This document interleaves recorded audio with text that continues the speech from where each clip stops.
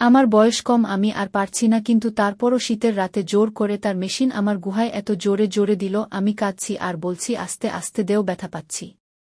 Hello বন্ধুরা, আমি তোমাদের নূপুর আপু। আজকের গল্পটি সম্পূর্ণ শুনলে আপনাদের মেশিন দিয়ে টপটপ করে পানি চলে আসবে। তাই হাতের কাজ করার আগে হাতের কাছে টিস্যু রাখুন। আমার 14 বছরের বউ বিছানার উপর চুপচাপ বসেছিল। সে ছিল খুবই ছোট এবং অবুঝ। ওর বয়স অনুযায়ী সে এখনও জীবনের অনেক কিছু বোঝেনি। আমাদের বিয়ে খুব তাড়াতাড়ি হয়ে গিয়েছিল, আর আমি জানতাম যে সে মানসিকভাবে প্রস্তুত নয়। আমি ওর কাছাকাছি গিয়ে ধীরে ধীরে কথা বলার চেষ্টা করলাম। ও হঠাৎ বিছানার আরেক প্রান্তে সরে গেল এবং বলল, এটা তুমি কি করছ? আমি শুনেছি বিয়ের রাতে বর তার নববধূকে একটা উপহার দেয়, তারপর আলো নিভে যায় এবং পরের দিন সকাল হয়। কিন্তু তুমি এসব কি করছ? আমি তাকে শান্ত করে বললাম, সবকিছু সময়ের সাথে বুঝে যাবে। বিয়ের মানে শুধুমাত্র উপহার নয়, এর পেছনে অনেক বড় দায়িত্ব এবং ভালোবাসা রয়েছে। আমার কথা শুনে সে একটু শান্ত হল। আমি তাকে বোঝালাম যে জীবনের প্রতিটি ধাপকে সময়মতো গ্রহণ করা উচিত। আমি নিজেকে আর শান্ত রাখতে পারছিলাম না, তাই ঘরের লাইটটা আস্তে করে বন্ধ করে দিলাম। তারপর তার কাছে গিয়ে দাঁড়ালাম। তার চোখে ছিল গভীর দ্বিধা, আর আমার মনে চলছিল এক ধরনের অদ্ভুত আবেগের লড়াই। আমার ইচ্ছার বিরুদ্ধে পরিবার সবাই মিলে আমার এই বিয়ে ঠিক করে। যদিও আমার মনে কোনো অন্য কাউকে পছন্দ করার বিষয় ছিল না, তবুও এই বিয়েতে আমি রাজি ছিলাম না। কারণ পায়েলের বয়স ছিল খুবই কম, পরিবার একবারও ভেবে দেখেনি তার বয়সের কথা। এত ছোট বয়সের মেয়েকে বিয়ে করার বিষয়ে আমি কোনোভাবেই প্রস্তুত ছিলাম না। কিন্তু আমার কোনো কথা তারা শুনল না। পরিবারের জেদের সামনে আমি অসহায় হয়ে গেলাম। আমাদের পরিবারে আমরা 2 ভাই, আর ছোটবেলায় আমাদের বিয়ে ঠিক করে দেওয়া হয়েছিল। আমরা রাজস্থানের মানুষ, যেখানে বড়দের সিদ্ধান্তে ছোটবেলার বিয়ে ঠিক হওয়া খুব সাধারণ ব্যাপার। পায়েল ছিল আমার দিদির ছোট বোন, আর তার সঙ্গেই আমার বিয়ে হয়। সেদিন রাতে পায়েল সাজানো বউয়ের মতো বিছানায় বসেছিল। আমি ঘরে ঢুকে তাকে প্রথমে নমস্কার জানালাম। তার মুখে ছিল লজ্জার এক চমৎকার মিশ্রণ। আমি ধীরে ধীরে তার পাশে বসলাম। যদিও বিয়ে নিয়ে আমার ইচ্ছা ছিল না, কিন্তু বিয়ের পর আমার অনুভূতিগুলোকে সংযত করা কঠিন হয়ে পড়েছিল। আমি যখন তার কাছাকাছি গেলাম এবং তার হাতে হালকা স্পর্শ করলাম, তখন সে একটু নড়েচড়ে বসল। তার চোখে অস্বস্তির ছাপ ছিল। সে মৃদুস্বরে বলল, এমনটা করবেন না। আমি হেসে বললাম, তুমি তো এখন আমার স্ত্রী। স্বাভাবিকভাবেই তুমি আমার জীবনের অংশ। তার এই লজ্জা এবং দ্বিধার মধ্যেই আমি তার সঙ্গে এক অন্যরকম বন্ধন অনুভব করলাম। আমাদের জীবনের এই নতুন অধ্যায়টা কিভাবে এগিয়ে যাবে সেটা ভেবে আমি আরও দৃঢ় মনস্থির করলাম। আমি তার কাছে গিয়ে কথা বলার চেষ্টা করছিলাম, কিন্তু আমার কথা শুনে সে বেশ অস্বস্তিতে পড়ে গেল। হঠাৎ করেই সে বলল, দেখো, আমি এসব কথা শুনতে একেবারেই পছন্দ করি না। তোমার এই ধরনের আচরণ আমার একদম ভালো লাগে না। তুমি আমার কাছে আসার চেষ্টা করো না। এই কথা বলেই সে বিছানা থেকে উঠে দাঁড়াল। আমি তার চোখে ভয় ও দ্বিধার ছাপ স্পষ্ট দেখতে পেলাম। তার এমন আচরণে আমি নিজেও অবাক হয়ে গেলাম। আমি তার হাত ধরে তাকে থামালাম এবং বললাম, তোমার ভয় পাওয়ার কোনো কারণ নেই। তুমি আমার স্ত্রী, এবং আমি কখনোই তোমার কোনো অস্বস্তি তৈরি করতে চাই না। সে কিছুটা শান্ত হয়ে বলল, আমি ভেবেছিলাম বিয়ের পর সবকিছু খুব সহজ হবে, কিন্তু এখন বুঝতে পারছি নতুন জীবনের সঙ্গে মানিয়ে নেওয়া এত সহজ নয়। আমি হাসি মুখে বললাম, আমরা ধীরে ধীরে সবকিছু শিখব এবং একসঙ্গে এগিয়ে যাব। আজকের রাত শুধুই আমাদের জন্য, আর আমরা একে সুন্দরভাবে স্মরণীয় করে তুলব। আমি কিছুটা অবাক হয়ে তাকে জিজ্ঞাসা করলাম, তাহলে বলো তো, স্বামী বিয়ের রাতে তার স্ত্রীর সঙ্গে কি করে? সে কিছুক্ষণ চুপ করে থেকে হালকা হাসি দিয়ে বলল, স্বামী তো প্রথমে তার স্ত্রীর জন্য মুখ দেখানোর উপহার নিয়ে আসে। আমি মৃদু হেসে বললাম, এরপর কি হয়? সে বলল, তারপর স্বামী স্ত্রীর সঙ্গে অনেক কথা বলে, যেমন তার মা বাবার যত্ন নেওয়ার কথা, পরিবারের সবার ইচ্ছা মেনে চলার কথা। আমি অবাক হয়ে বললাম, তুমি তো সব কিছু বেশ ভালোই জানো। এত কম বয়সে এত বুদ্ধি কোথা থেকে কে এলো? সে একটু গম্ভীর হয়ে বলল, হ্যাঁ, আমি বুদ্ধিমান, আর আমি জানি কিভাবে শ্বশুর শাশুড়িকে আমার মতো করে রাখতে হয়। তার কথা শুনে আমি ভেতরে ভেতরে বেশ অবাক হয়ে গেলাম। কিছুক্ষণ তার দিকে চুপচাপ তাকিয়ে থাকার পর বললাম, ঠিক আছে, তুমি অনেক কিছু জানো। তবে এরপর কি হয়? সে হাসি মুখে বলল, তারপর ঘরের আলো বন্ধ হয়, আর সকালে নতুন দিন শুরু হয়। আমি তো টিভি সিরিয়ালে এমনটাই দেখেছি। তার সরল কথা শুনে আমার মুখে হাসি এলো। আমি ধীরে ধীরে তার হাত ধরে কাছে টেনে বললাম, তাহলে আসো, আজ আমরা আমাদের নতুন দিনের গল্প শুরু করি। আমি মৃদু হাসি দিয়ে বললাম, আজকের দিনটা বেশ ক্লান্তিকর ছিল, তাই না? তোমার যদি আরামদায়ক পোশাক পরে একটু স্বস্তি লাগে তাহলে ভালো হবে। তার চোখে লজ্জা আর একটু দ্বিধা দেখা গেল। আমি আলমারি খুলে একটি আরামদায়ক পোশাক বের করে তার দিকে বাড়িয়ে দিলাম। বললাম, তুমি চাইলে এটা পরে নিতে পারো। এতে বেশি স্বস্তি পাবে। সে কিছু না বলে পোশাকটি নিয়ে ওয়াশরুমে গেল। কয়েক মিনিট পর ফিরে এলো হালকা আরামদায়ক পোশাকে। মেকআপ ধুয়ে ফেলার পর তার প্রাকৃতিক সৌন্দর্য যেন আরও বেশি ফুটে উঠেছিল। আমি তার পাশে বসে বললাম, তুমি খুবই সুন্দর লাগছ। আর জীবনটাও অনেক সুন্দর হবে যদি আমরা একে অপরকে ভালোভাবে বুঝতে পারি। তার চোখে তখন একটু স্বস্তি আর একটা মৃদু হাসির আভাস দেখা গেল। সে যখন তার চুল বাঁধতে যাচ্ছিল, আমি মৃদু হাসি দিয়ে বললাম, তোমার খোলা চুলই তোমাকে সবচেয়ে সুন্দর দেখায়। চুল খোলাই রাখো। সে একটু ইতস্তত করল, কিন্তু আমার কথা শুনে তার চুল আর বাঁধল না। তারপর আমি ধীরে ধীরে তার পাশে গিয়ে বললাম, তুমি এখন পুরোপুরি আরামদায়ক তো? কারণ আমাদের জীবনের এই নতুন অধ্যায় শুরু করার সময় এসেছে। তার চোখে কিছুটা লজ্জা আর কিছুটা কৌতূহল দেখা গেল। আমি তার হাত ধরে বললাম, চিন্তা করো না, আমরা একে অপরকে ভালোভাবে জানব এবং একসঙ্গে নতুন স্মৃতি তৈরি করব। তার মুখে এক লাজুক হাসি ফুটে উঠল। আর আমি বুঝলাম যে আমাদের নতুন যাত্রা শুরু করার সময় এসেছে। তার দিকে তাকিয়ে মৃদু হাসি দিয়ে বললাম, তুমি এত নার্ভাস কেন? এটা তো আমাদের নতুন জীবনের শুরু। চিন্তা করো না, সব ঠিকঠাক হবে। তার মুখে কিছুটা দ্বিধার ছাপ দেখা গেল। সে ধীরে ধীরে বলল, আমি একটু অস্বস্তি বোধ করছি। লাইট বন্ধ করতে চাই না। আলো জ্বালিয়ে রাখাই ভালো। আমি হেসে বললাম, তুমি কি জানো কেন অনেক সময় লাইট নিভিয়ে রাখা হয়?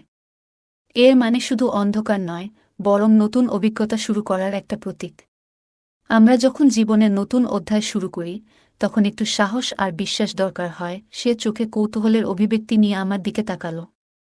আমি শান্ত গলায় বললাম, আজকের রাত আমাদের সম্পর্কের একটি নতুন অধ্যায়। এটা সাজগোজ বা পোশাকের চেয়ে বড় কিছু। এটি একে অপরের প্রতি বিশ্বাস আর ভালোবাসার এক সুন্দর যাত্রা। ভয় পেও না, আমি তোমার পাশে আছি। তার মুখে একটু হাসি ফুটে উঠল। আমি বুঝতে পারলাম ধীরে ধীরে তার দ্বিধা দূর হচ্ছে এবং সে নতুন জীবনের গল্প শুরু করতে প্রস্তুত। আমি ধীরে ধীরে ঘরের লাইট বন্ধ করলাম, আর চারপাশে একটা নরম নীরবতা নেমে এলো। তারপর বললাম, তুমি যদি ভয় পাও না, তবে আমরা এই নতুন যাত্রায় একসঙ্গে এগিয়ে যাব। তার চোখে দ্বিধা থাকলেও এক চিলতে হাসি ফুটে উঠল। আমি বুঝতে পারলাম এই রাত শুধু তার জন্য নয়, আমাদের জীবনের নতুন অধ্যায় শুরু করার জন্য। আমি তার হাত ধীরে ধরে বললাম, তুমি এত নার্ভাস কেন? একটু আরাম করো। কিন্তু তার মুখে চিন্তার ছাপ স্পষ্ট ছিল। হঠাৎ আমি তাকে নিজের কাছে টেনে আনলাম। সে চমকে উঠে দ্রুত সরে গিয়ে ঘরের লাইট জ্বালিয়ে দিল। তার চোখে ভয় আর বিস্ময়ের মিশ্রণ দেখে আমি একটু মুচকি হাসলাম। সে বলল, আমাকে আমার দিদির কাছে যেতে দাও। তার গলা আতঙ্ক এবং কান্নার সুর ছিল। আমার উদ্দেশ্য পূরণ হয়েছে, কারণ আমি শুধু তাকে একটু ভয় দেখাতে চেয়েছিলাম। আমি ঠান্ডা সুরে বললাম, তুমি এমন করছো কেন? শুয়ে পড়ো এখানে। না হলে কিন্তু আমাকে কঠোর হতে হবে। কিন্তু সে আমার কথা না শুনে দ্রুত ঘর থেকে বেরিয়ে গেল। কিছুক্ষণের মধ্যেই সে আমার বড় ভাইয়ের দরজা জোরে জোরে ধাক্কা দিতে শুরু করল। আমার মুখে মৃদু হাসি ফুটে উঠল। আমি ভাবলাম, খুব শখ ছিল তো ভাইয়ের নিজের সিদ্ধান্তে এভাবে আমার বিয়ে দেওয়ার। এবার ফল ভোগ করো। কিছুক্ষণ পর আমার বাবা মা এবং বড় ভাই দরজার সামনে এসে দাঁড়ালেন। পায়েল তখন আমার ভাবির বুকে মাথা রেখে কাঁদছিল। ভাবি তাকে সান্ত্বনা দেওয়ার চেষ্টা করছিলেন এবং জিজ্ঞেস করলেন, তোমার কি হয়েছে পায়েল? এত কাঁদছ কেন? পায়েল শুধু বলল, আমি এনার ঘরে ঘুমাতে পারব না। ভাবি তাকে বোঝানোর চেষ্টা করলেন, কিন্তু সে কোনো ব্যাখ্যা দিল না। শেষমেশ সে ভাবির ঘরে গিয়ে শুয়ে পড়ল। আমার মা আমাকে জিজ্ঞেস করলেন, ওর কি হলো? বিয়ের অনুষ্ঠানে তো খুব খুশি লাগছিল। আমি একটু কৌতুকের সুরে বললাম, দেখলেন তো, ছোট মেয়ের সঙ্গে বিয়ে দেওয়ার ফল কি হয়। সামান্য ঘটনায় এত শোরগোল। এবার আপনারাই সামলান আপনাদের নতুন বুকে। এই বলে আমি নিজের ঘরে ফিরে এলাম এবং গভীর শ্বাস নিয়ে বিছানায় শুয়ে পড়লাম। কিছুক্ষণ পর আমার বড় ভাই আমার ঘরে এসে দরজায় ধাক্কা দিলেন। বড় ভাই খুব রেগে গিয়ে আমার ঘরে এসে বালিশ বিছানার উপর ছুঁড়ে ফেলে দিলেন। আমি অবাক হয়ে তার দিকে তাকাতেই তিনি বললেন, এভাবে শক্ত করে হাত ধরতে হয় কারো? একটু হালকা থাকতে পারতে না নিজের স্ত্রীর সঙ্গে? আমি মুচকি হেসে বললাম, আমি তো শুধু হাত ধরেছিলাম, আর কিছু করিনি। এত বড় বিষয় বানাবে বুঝিনি। তিনি রাগ করে বললেন, তুমি জানো, এই কাণ্ডের জন্য আমার রাতটাই মাটি হয়ে গেল। আমি বললাম, দেখো ভাই, যখন 14 বছরের মেয়েকে বউ বানিয়ে ঘরে পাঠাবে, তখন এমন কিছু হওয়া খুবই স্বাভাবিক। ও এখনো বুঝতেই পারেনি বিয়ে মানে কি। ওর মাথায় শুধু ছিল যে মুখ দেখার সময় দামি দামি উপহার পাবে আর নতুন নতুন জামা পরবে। বিয়ের দায়িত্ব আর সম্পর্কের গভীরতা বোঝার বয়সই তো হয়নি তার। ভাই চুপ হয়ে গেলেন, আর আমি বললাম, শুধু তোমার না, আমার রাতও মাটি হয়ে গেল। এখন চুপচাপ ঘুমিয়ে পড়ো, আমাকে ঘুমাতে দাও। এই বলে আমি লাইট বন্ধ করে শুয়ে পড়লাম। কিন্তু বড় ভাই তখনও ঘুমাতে পারেননি। বিছানায় এপাশোপাশ করতে থাকলেন। আমি বিরক্ত হয়ে বললাম, ভাই, একটু শান্ত হয়ে ঘুমাও। আমারও ঘুম দরকার। তিনি বললেন, ঘুম আসছে না। তুমি একটুও সময় দিতে পারলে না। আমার রাতটা নষ্ট করেই দিলে। আমি মনে মনে বললাম, তোমার তো এমনই হওয়া উচিত ছিল। নিজের বিয়ের শখ মেটাতে গিয়ে আমার বিয়ে পর্যন্ত করিয়ে দিলে। আমি বারবার বলেছিলাম, কিন্তু কেউ শোনেনি। এই বলে আমি চোখ বন্ধ করলাম এবং ঘুমানোর চেষ্টা করলাম, আর মনে মনে বিড়বিড় করছিলাম, কতবার বলেছিলাম আমি এখনই বিয়ে করতে চাই না। কিন্তু দেখো, এখন তো মজা হচ্ছে, তাই না? যখন বিয়ের রাতে স্ত্রী ছাড়া সময় কাটাতে হবে, তখন ভালোই মজা হবে। এটা তো মাত্র শুরু। দেখো সেই সরল মেয়েটাকে। আমি প্রতিদিন ওকে কিভাবে ভয় দেখাব। সে প্রতিদিন তোমার ঘরেই এসে থাকবে, আর তুমি থাকবে আমার ঘরে। আমি মনে মনে সিদ্ধান্ত নিয়ে ফেলেছি যে বাবা মায়ের সেই কথাকে মিথ্যা প্রমাণ করব। এক বাড়ি থেকে 2 বোন আনা উচিত নয়। আমার এই ব্যবহারের ফলে ভবিষ্যতে 7 পুরুষ পর্যন্ত কেউ এই ভুল করবে না। পরের দিন সকালবেলা পুষ্পা ভাবি আর পায়েল দুজনেই একসঙ্গে ঘর থেকে বের হল। মা নাশতা বানিয়ে রেখেছিল। আমার ভাইয়ের মেজাজ বেশ খারাপ ছিল। বারবার পুষ্পা ভাবির দিকে তাকাচ্ছিলেন। আর ভাবি বেচারি লজ্জায় চোখ নামিয়ে নিচ্ছিলেন, যেন বলতে চাইছেন, আমার কি দোষ। পায়েল যখনই আমার দিকে তাকাত, আমি তাকে তীক্ষ্ণ দৃষ্টিতে দেখতাম। ও ভয় পেয়ে দ্রুত চোখ নামিয়ে নিত। আমি চাচ্ছিলাম ওর মনে এমন ভয় বসিয়ে দিতে যেন সে আমার কাছে আসার কথা ভাবতেও না পারে এবং আমার ঘরে আসার সাহসও না করে। আমি মনে মনে বেশ আনন্দিত ছিলাম। নিজের মনে একটা তৃপ্তিও কাজ করছিল, এই মেয়ে আর আমার ঘরে আসবে না। পুরো দিনটা সে ভাবির ঘরেই ছিল। আর আমার ভাই পুরো দিন উঠোনে পায়চারি করছিলেন, যেন তার মনের অস্থিরতা প্রকাশ পাচ্ছিল। এদিকে আমিও মনে মনে ভেবেছিলাম, 2 মুহূর্তের জন্য হলেও তাদেরও কিছু অভিজ্ঞতা হোক। ভাই তার স্ত্রীকে নিয়ে সেইভাবে সময় কাটানোর সুযোগ পায়নি, কিন্তু আমি বেশ খুশি ছিলাম। নিজের ঘরে নিশ্চিন্তে ঘুরে বেড়াচ্ছিলাম। ইচ্ছে করলেই বন্ধুদের সাথে দেখা করতাম। 4 দিন পর 2 বোনের বাপের বাড়ি যাওয়ার রীতি ছিল। আজ আমাদের দুভাইয়ের বিয়ের 6ষ্ঠ দিন। আমাদের বাড়িতে শ্বশুরবাড়ির লোকেরা এসেছিল। আজ রমেশ ভাই বেশ সাজগোজ করে বসেছিলেন। তাকে দেখে আমার হাসি আটকানো যাচ্ছিল না। পায়েল আমার পাশে বসেছিল। আমি তার হাত চেপে ধরলাম আর তার কানের কাছে গিয়ে বললাম, তুমি এখন বাপের বাড়ি যাচ্ছ, কিন্তু ফিরে এলে কোথাও পালাতে পারবে না। এভাবে কয়েকদিন কেটে গেল। আজ আমরা দুজন ভাই নিজেদের স্ত্রীদের আনার জন্য শ্বশুরবাড়ি গেলাম। ফিরে আসার পর আমি আবার পায়েলকে ভয় দেখালাম। বললাম, আজ কি করবে? কতদিন আর পালিয়ে থাকবে? আসতে তো তোমাকে আমার ঘরেই হবে। আর আজ তো তুমি খুব সুন্দর লাগছ। আজ আমি সত্যিই তোমাকে খুব কাছে টেনে নেব। কিন্তু সেদিন পায়েল একদম চুপচাপ ছিল। তার আগের চঞ্চলতা সেই এক রাতে হারিয়ে গিয়েছিল। সে বারবার আমার হাত থেকে নিজের হাত ছাড়িয়ে নেওয়ার চেষ্টা করছিল। কিছুক্ষণ পর আমি তার হাত ছেড়ে দিলাম। আমরা বাড়ি পৌঁছানোর পর ভাই ভাবিকে পরিষ্কার জানিয়ে দিলেন যে আজ রাতেই কেউ যদি দরজায় আঘাত করে, দরজা খোলার দরকার নেই। ভাবি পায়েলকে বুঝানোর চেষ্টা করছিলেন, দেখো, এভাবে করা উচিত নয়। কিন্তু পায়েল তার দিদির 2 হাত ধরে উঠোনে বসে বলল, আমি তার ঘরে যাব না। আমি তাকে ভীষণ ভয় পাই। ভাবি তাকে বোঝাচ্ছিলেন, এভাবে ভয় পাওয়ার কিছু নেই। সে তোমাকে ভালোবাসে। তোমার কোনো ক্ষতি করবে না। পায়েল বলল, আপনার জানা নেই সে আমার সাথে কি করেছে। আমি কিছুতেই তার ঘরে যাব না। আমি বিয়ে করতে চাইনি। আমাকে আমার বাবার বাড়ি পাঠিয়ে দিন। আমি সেখানে থাকব। ভাবি বললেন, দেখো, এখন আর এসব সম্ভব নয়। তখন তো তুমি বিয়েতে কোনো আপত্তি করনি। বলেছিলে ঠিক আছে, পায়েল বলল। আমি জানতাম না যে বিয়েতে এসব হয়। আমি কিছুই জানি না। আমি ঈশানের ঘরে যাব না। রমেশ ভাই নিজের ঘরের দরজার পাশে দাঁড়িয়ে হাত গুটিয়ে ভাবিকে দেখছিলেন। ভাবি বারবার পায়েলকে বোঝানোর চেষ্টা করছিলেন। তিনি বললেন, ঈশান তোমাকে কিছু বলবে না। একটু বুদ্ধি খাটাও। এভাবে শিশুসুলভ আচরণ করো না। কিন্তু পায়েল জেদ ধরে বসে রইল। আমি তার ঘরে যাব না। সে কাঁদতে কাঁদতে বলছিল, দিদি দয়া করে আমাকে বাড়ি পাঠিয়ে দিন। সেই সময় আমি আমার ঘরে ছিলাম না, কিন্তু দরজা খোলা ছিল। ভিতর থেকেই পুরো ঘটনা দেখতে পাচ্ছিলাম। অনেক বুঝিয়ে সুজিয়ে ভাবি তাকে আমার ঘর পর্যন্ত নিয়ে এলেন, কিন্তু সে ঘরে ঢুকতে রাজি হচ্ছিল না। ঘরের বাইরে সোফায় বসে নিজের আঙুল মোচড়াতে লাগল। তাকে দেখে মনে হচ্ছিল ঘরে ঢুকলেই যেন তার প্রাণ হারিয়ে যাবে। এই দৃশ্য দেখে আমি মনে মনে বেশ আনন্দ পাচ্ছিলাম এবং হেসে উঠছিলাম। তবে আমি বুঝতে পারিনি যে সে এতটা ভয় পাবে। সে চুপচাপ ঘরে ঢুকল, কোনো কথা না বলেই আলমারি খুলল, কিন্তু ঘরের দরজা পর্যন্ত বন্ধ করল না। আলমারি থেকে নিজের একটি পোশাক বের করে সোজা ওয়াশরুমে চলে গেল। আমি তার প্রতিটি কাজ লক্ষ্য করছিলাম। সে বাইরে এলো সম্পূর্ণ সাধারণ পোশাকে। তারপর ধীরে ধীরে নিজের বালিশ আর চাদর তুলে বাইরে যেতে লাগল। আমি জিজ্ঞাসা করলাম, তুমি কোথায় যাচ্ছ? সে বলল, আমি উঠোনে গিয়ে ঘুমাবো। আমি বললাম, তোমার যা ইচ্ছা। আচ্ছা, যাওয়ার আগে লাইট বন্ধ করে দরজা বন্ধ করে যেও। সে তাড়াতাড়ি রাজি হয়ে গেল। এ পর্যন্ত সব ঠিকঠাক ছিল। সে আমাকে কিছু বলত না। বেশিরভাগ সময় সে ভাবি বা মায়ের সাথে সময় কাটাত। তারা একসঙ্গে গল্পগুজব করত, হাসত। আমার বাবা পর্যন্ত তার সঙ্গ উপভোগ করতেন। তবে আমি অফিস থেকে ফিরলেই সে ভয় পেয়ে চুপ হয়ে যেত। ভাবি রান্নাঘরের কাজ সামলে নিয়েছিলেন, কিন্তু সে রান্নাঘরে পা পর্যন্ত রাখত না।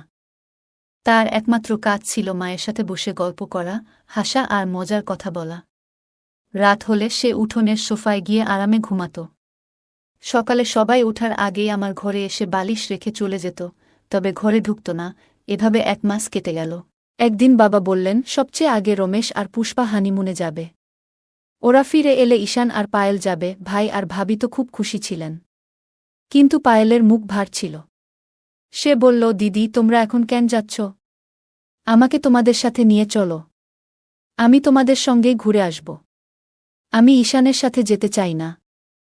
পায়েলকে বুঝিয়ে ভাবি চলে গেলেন। কিন্তু এরপর থেকে পায়েল মাঝে মাঝে রমেশ ভাইয়ের ঘরে গিয়ে ঘুমাতে লাগল। অন্যদিকে আমার মনে এক অন্যরকম অনুভূতি জাগতে শুরু করল। শুরুতে পিতা ও ভাইয়ের চাপে বিয়ে করলেও এখন মনে হচ্ছিল সে আমার ঘরে আসুক, আমার সাথে কথা বলুক। এখন আমার নিজেরই অনুভূতিগুলো আমাকে অস্থির করে তুলছিল। আমি পায়েলকে অনেক ভয় দেখিয়েছিলাম, আর সে আমাকে দেখলেই ভীত হয়ে যেত। একদিন রাতে আমি ঘুমোতে পারছিলাম না। মনে হলো আমার ভুল স্বীকার করে পায়েলের কাছে ক্ষমা চাওয়া উচিত। তাকে আমার ঘরে নিয়ে এসে তার প্রতি সঠিক ব্যবহার করা উচিত। তাকে ভালোবাসা এবং সম্মান দেওয়া উচিত, যেটার সে অধিকারী। আমিও আর কতদিন এই দূরত্ব বজায় রাখতে পারি? যা হওয়ার ছিল তা তো হয়েই গেছে। আমি ঠিক করলাম এখনই কিছু করা দরকার। এরপর আমি আমার ঘর থেকে বের হলাম। রমেশ ভাইয়ের ঘরের দরজায় হাত দিলাম। দরজাটা খোলাই ছিল। আমি হালকা করে দরজায় নক করলাম, কিন্তু ভেতর থেকে কোনো সাড়া পেলাম না। আমি আবার নক করলাম, তবুও কোনো প্রতিক্রিয়া নেই। তখন আমি জানালার কাচ একটু খুলে ভেতরে তাকালাম। পায়েল বিছানায় গভীর ঘুমে আচ্ছন্ন ছিল। তার চুলের কয়েকটা গুচ্ছ হাওয়ায় উড়ে এসে মুখে পড়েছিল, যা তাকে আরও সুন্দর করে তুলছিল। তার সেই রূপ দেখে আমার মনে হল এতদিন যা হয়েছে তা যথেষ্ট। এবার সব রাগ ভুলে নতুন করে শুরু করা দরকার। আমি সিদ্ধান্ত নিলাম, রমেশ ভাইয়ের মতো আমিও আমার দাম্পত্য জীবন শান্তিতে কাটাতে চাই। রমেশ ভাই বাইরে গেছেন 8 দিন হল, আর 8 দিন পরই তিনি ফিরে আসবেন। এরপর আমাকে পায়েলের সঙ্গে যেতে হবে। কিন্তু তার আগে আমি পায়েলের সঙ্গে বন্ধুত্ব করতে চাই। আমি ধীরে ধীরে পায়েলকে ডাকলাম, কিন্তু সে গভীর ঘুমে ছিল। জানালাটা এত ছোট ছিল যে ভিতরে ঢুকে তাকে জাগানো সম্ভব নয়। তাই জানালার কাছে টোকা দিলাম। ভয় ছিল আমার আওয়াজ মা বাবার ঘরে পৌঁছাবে। অনেক চেষ্টার পর সে চোখ খুলল এবং জানালার কাছে এসে আমাকে দেখতে পেল। সে জিজ্ঞেস করল, কি হয়েছে? আমি বললাম, প্রতিদিনের এই নাটক আর ভালো লাগছে না। চলো তোমার নিজের ঘরে যাও। কিন্তু সে আবারও ভীত হয়ে বলল, না, আমি এখানে ভালো আছি। আমি তাকে বোঝানোর চেষ্টা করলাম, পায়েল, দেখো, আমি সত্যিই দুঃখিত। আমি আর তোমার সঙ্গে কোনো খারাপ আচরণ করব না। শুধু চলো, আমার ঘরে যাও। কিন্তু সে মাথা নেড়ে অস্বীকৃতি জানালো এবং বলল, না, আমি এখানে থাকব। তার এই জেদের কারণে আমি নিজেই নিজের বিপদ ডেকে এনেছিলাম। এখন সে ঘরের জানালা দরজা বন্ধ করে ঘুমাত। তবে আমাদের একসঙ্গে খেতে বসতে হতো। মা বাবা টেবিলের সামনে বসে থাকতেন যখন পায়েল খেতে বসত। আমি তার পাশের চেয়ারে বসতাম। রমেশ ভাই এবং ভাবি থাকলে সে তাদের সঙ্গে খেত। একদিন আমি তাকে বললাম, আমার প্লেটে ভাত দাও। সে ভাত দিল। তখন আমি আমার পা তার পায়ের ওপর রাখলাম। সে চমকে উঠে চিৎকার করে উঠল। বাকিরাও আমার দিকে তাকালেন। আমি দেখতে লাগলাম, আর সেই মুহূর্তে তাকেও আমার দিকে তাকাতে দেখলাম। সে নিজের পা সরানোর চেষ্টা করছিল, কিন্তু আমি রাগ করে নিজের অবস্থান থেকে নড়িনি। ভাবির চলে যাওয়ার পর থেকেই তার জীবনটা যেন এলোমেলো হয়ে গেছে। সঠিক সময়ে খাবার খাওয়াও বন্ধ করে দিয়েছে। সব দায়িত্ব যেন একাই কাঁধে তুলে নিয়েছে। মাকে জিজ্ঞেস করে সে রান্নার দায়িত্ব সামলানোর চেষ্টা করত। রাতের বেলা যখন সবাই উঠোনে গল্প করত, তখন আমি চুপচাপ রান্নাঘরে যেতাম। একদিন তাকে দেখি ফ্রিজ থেকে পানির বোতল বের করে গ্লাসে ঢেলে পান করছে। আমি পেছনে গিয়ে দাঁড়াই, আর সে হঠাৎ চমকে উঠে হাত দিয়ে আমায় ধরে ফেলে। তার মুখে আতঙ্কের ছাপ দেখে আমি শান্তভাবে বললাম, তুমি এত ভয় পাচ্ছ কেন? আমি তো তোমার স্বামী। আজ এক স্বাভাবিক হওয়ার চেষ্টা করো, কাল দিদাই আসবে। আমাদের সবার জন্য সবকিছু ঠিকঠাক রাখতে হবে। পূজা জানালার পাশে দাঁড়িয়েছিল। আমি ধীরে ধীরে তার দিকে এগিয়ে গেলাম। সে আমার দিকে তাকিয়ে বলল, তুমি কি ভাবছ আমি সহজে তোমার কথা মানবে? আমি হাসতে হাসতে বললাম, আজ যদি তুমি আমার সঙ্গে কথা না বলো, কাল কিন্তু নিজে এসে বলবে। তার চোখে আতঙ্কের ছাপ ছিল। আমি হয়তো একটু কঠোর হয়ে গিয়েছিলাম। সে হঠাৎ বলে উঠল, আমাকে একা ছেড়ে দাও। আমি দ্রুত সরে এলাম। ঠিক তখনই মা বাবা রান্নাঘর থেকে বেরিয়ে এসে জিজ্ঞেস করলেন, কি হয়েছে? পূজা ধরা গলায় বলল, কিছুই না, মনে হলো কেউ বাইরে ছিল। মা অবাক হয়ে বললেন, বাইরে?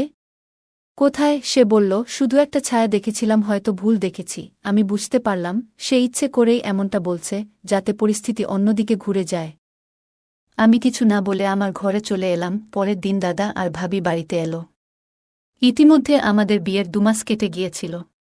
কিন্তু পূজা ছিল ঠিক আগের মতোই, নিজের মতামতে অনড়। রাতে সবাই ঘুমিয়ে পড়ার পর আমি বাইরে এলাম। পূজা উঠোনে মাদুর বিছিয়ে শুয়েছিল। আমি তার পাশে গিয়ে বললাম, চলো ঘরে, রাত অনেক হয়েছে। সে বলল, আমি এখানে ভালো আছি, তুমি আমাকে জোর করো না। আমি বললাম, আমি জানি তুমি জেদি, কিন্তু এইভাবে চলবে না। তখন সে বলল, জোর করলে আমি চিৎকার করব। আমি বললাম, ঠিক আছে, চিৎকার করো। আমি তার মুখ চেপে ধরলাম এবং শান্তভাবে বললাম, তুমি সবসময় এভাবে আতঙ্কিত হবে না। ঠিক তখনই দরজায় টোকা পড়ল। দাদা রমেশ ভাই হয়তো বাইরে দাঁড়িয়েছিল। মা উঠে দরজা খুলতে গেলেন। আমি দ্রুত পিছু হটলাম এবং পূজা শান্তভাবে বসে পড়ল। পূজা রান্নাঘরে কাজ করছিল। হঠাৎ দরজায় টোকা পড়ল। রমেশ ভাই জানালেন, ভাবির শরীর খারাপ। পূজাকে একা রেখে ভাবিকে ডাক্তারের কাছে নিয়ে যাওয়া হল। জানা গেল ভাবি মা হতে চলেছেন, তবে সম্পূর্ণ বিশ্রাম প্রয়োজন। এরপর ভাবির দায়িত্ব পূজার উপর পড়ে। সারাদিন পরিশ্রমে ক্লান্ত পূজার প্রতি আমার আগের ব্যবহারে অনুশোচনা হল। আমি তাকে সাহায্য করতে শুরু করলাম। একদিন বললাম, তুমি কি আমার বন্ধু হবে? পূজা দ্বিধায় বলল, তুমি ভালো নও। আগে কেমন ব্যবহার করতে ভুলে গেছ। আমি আশ্বাস দিলাম, ভয় পেও না, আমি সত্যিই বদলেছি। সময় গড়ালো, পূজা আমার সঙ্গে স্বাভাবিক হল। আমরা একসঙ্গে কাজ করতাম, গল্প করতাম। 9 মাস পর ভাবির প্রসবের সময় মা অসুস্থ থাকায় আমাকে এবং পূজাকে হাসপাতালে যেতে হল। ছেলে হলেও ভাবিকে বাঁচানো গেল না। সেই খবর শুনে আমাদের পৃথিবী যেন থমকে গেল। রমেশ ভাই নিথর হয়ে গেলেন। পূজাও স্তব্ধ, কেউ কিছু বলতে পারছিল না। ভাই চিৎকার করে কেঁদে উঠল। আমি নিজেও শূন্য মনে বসে পড়লাম। ডাক্তার জানালেন, ভাবির রক্তচাপ হঠাৎ কমে যাওয়ার কারণে পরিস্থিতি সামলানো যায়নি।